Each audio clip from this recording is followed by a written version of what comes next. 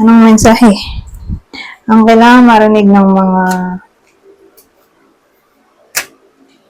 Virgo mula September 22 to 28, 2024? Pwede nangyayari na to, mangyayari pa lang. Kung hindi man para sa inyo itong magiging reading, ay baka para sa someone na malapit sa inyo o sa someone na kakilala nyo mismo. Baka may lumabas na gender, mamaya gawin nyo na lang energy, masculine at feminine energy. Pwede rin naman na huwag niyang pansinin yung gender. Hindi ko alam kung anong lalabas, kung positive ba o negative. Ang magiging reading depende sa kung anong mapipick up yung energy mamaya. Kung hindi man mag-resonate sa inyo to, di-adjust nyo na lang ang video, hanapin nyo kung hindi pa rin dito na. Ito ang last deck.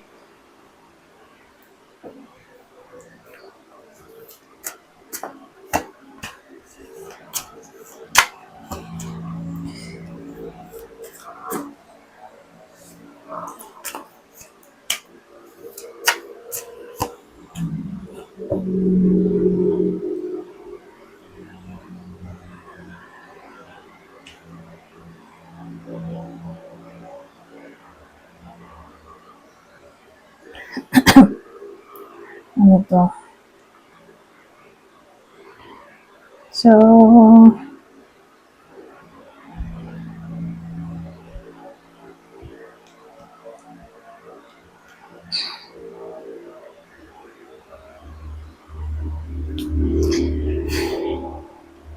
walang dating kasi may iba sa inyo na nag-hesitate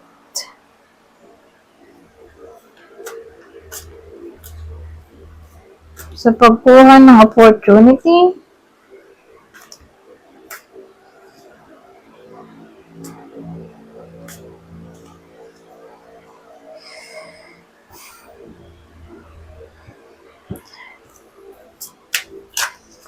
Ano kaya yun?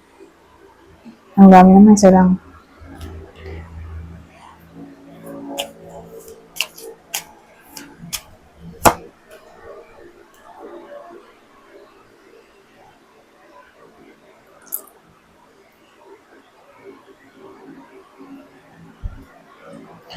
Siguro tungkol to sa reconciliation.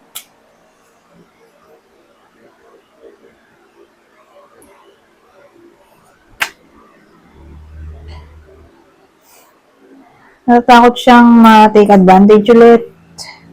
May trust issues dito yung iba sa inyo.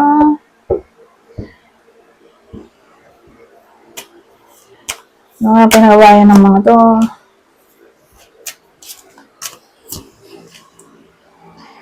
May someone na ayaw makipag-ayos.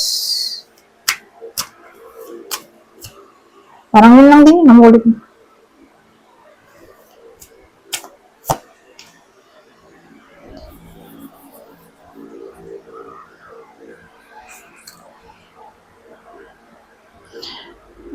May lalaki dito, bored sa connection.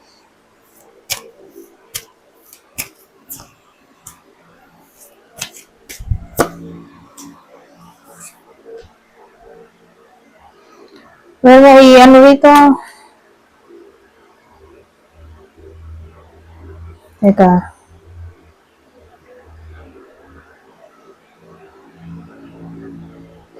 Siguro nagkaroon ng cheating.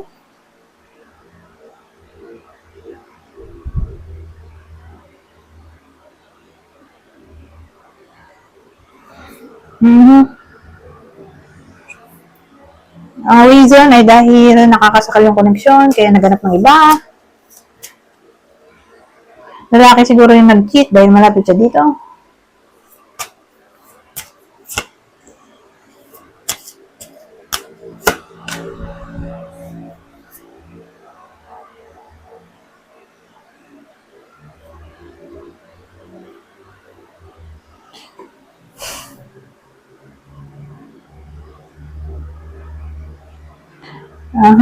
So ano to?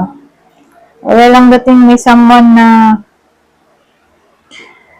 frustrate. Kaya nag-away.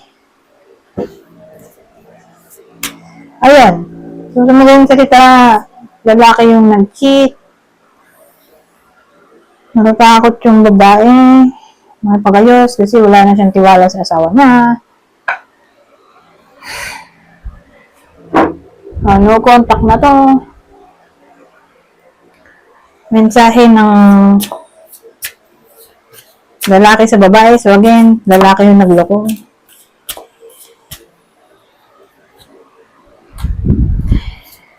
So tired. I always feel connected to you. Understanding. I see your side of the story. Chemistry. I have never felt a passion this intense. Ang dating sa akin, parang magsisisi na siya sa nangyari dahil hindi pa rin siya maka-let go. At naunawaan daw niya yung side ng babae kung ayaw na makipag-ayos sa kanya. Pero again, mukhang hindi pa rin siya nakakalimot. O ayaw niya pang i-let go totally. Yung babae kasi sa kanya lang daw niya na-feel tong intense passion.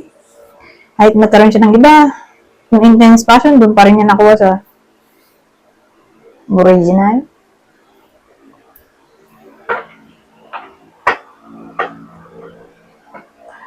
Ano kayang connection to? Hiwalay na ba sila nung kabit? Oo, kaya gusto na niyang bumalik sa original. Pero ayaw na ng original. Sad to say. Anyways, kung hindi nag-resonate sa inyo yan, dito na tayo. Ay, wait lang. Para may idea yung iba kung para sa kanila ba to o hindi. Ito yung partner ng Virgo. Na yun nga gusto nang bumalik sa original. So, yung original dito ay yung iba sa inyo na babae. Yun yung tatama ng reading na to. O baka naman kayo yung lalaki dito. So, face-to-face basis. Ganito na lang. Ito yung partner ng Virgo. Regardless kung sino kayo sa kwento. Kung kayo ba yung babae o lalaki. Capricorn, Cancer. So, kung di nag-resonate sa inyo yan, ito na. Dito na tayo.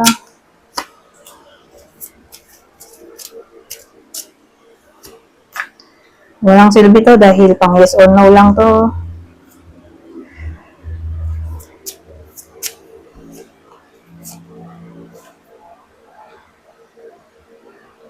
Ito promotion sa iba. Case-to-case basis kasi may iba na naghahangad ng promotion.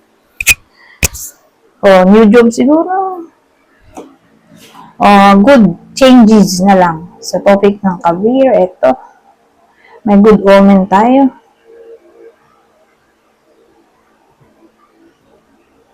Good omen, fortune. Pero isama na rin natin dito yung topic ng love.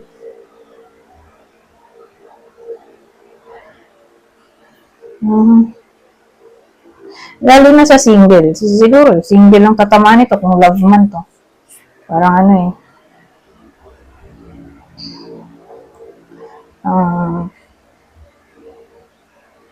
Yung mga single, whether dumating na to o darating pa lang. Itong possible new love interest kasi mukhang try sila magmahal ulit. So, kung maging in a relationship man sila, ngayong week, magiging successful ito. O pwede na naman na kung dito new business, kung magta-try yung iba sa inyo. Magiging successful kung ngayong week to gagawin. Kung ngayong gagawin.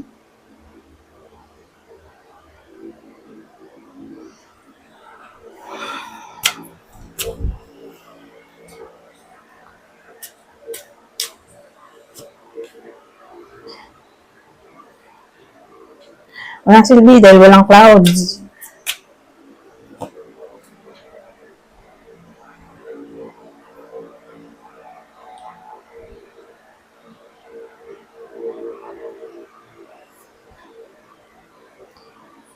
So ito, mawawala ang negativity.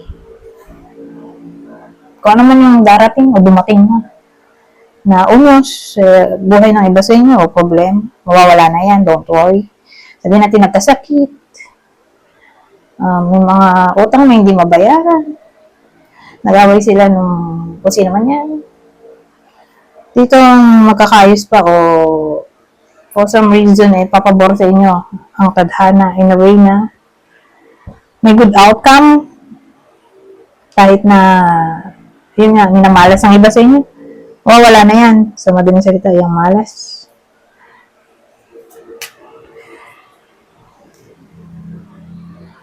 So, kuha pa tayo dito ng ibang mensahe.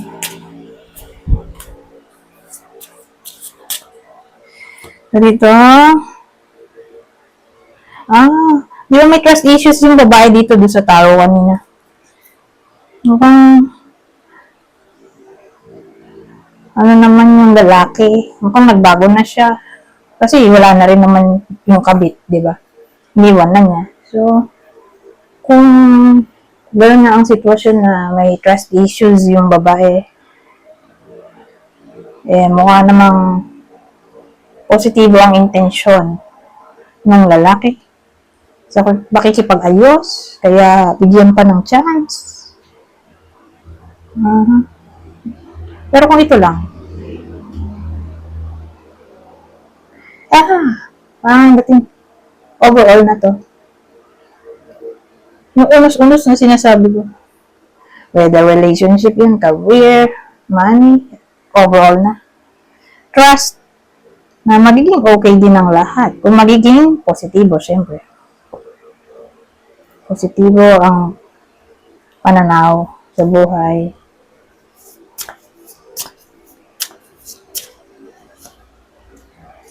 Passion. Vitality. So ang dating sa akin, kung ididikit natin to doon sa tarot kanina, napawang kung magkakaayos sila, di ba may chemistry dito? Ito. Kung magkakaayos sila, mabubuhay ang passion. So magiging passionate ang linggo kung ngayong linggo magkakaayos. Magiging sweet at passionate sila sa isa't isa. Mabubuhayan ng mga dugo dahil may vitality dito, sisigla ang katawan. Dahil magiging masaya siyempre. Ayan.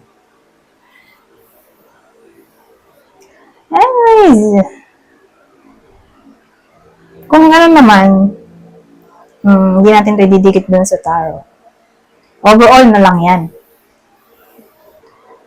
Magiging passionate yung iba sa inyo sa love, career, depende sa kung nasan yung attention nila. So, ganun. Siguro dahil mabubuhayan sila ng love in a way na magkakaroon ng inspiration.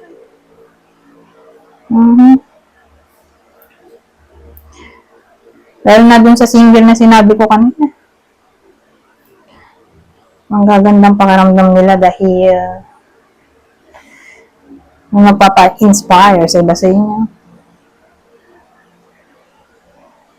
O baka dumating na, hindi pa lang sinasagot. Anyways, hanggang dito na lang. Goodbye for now.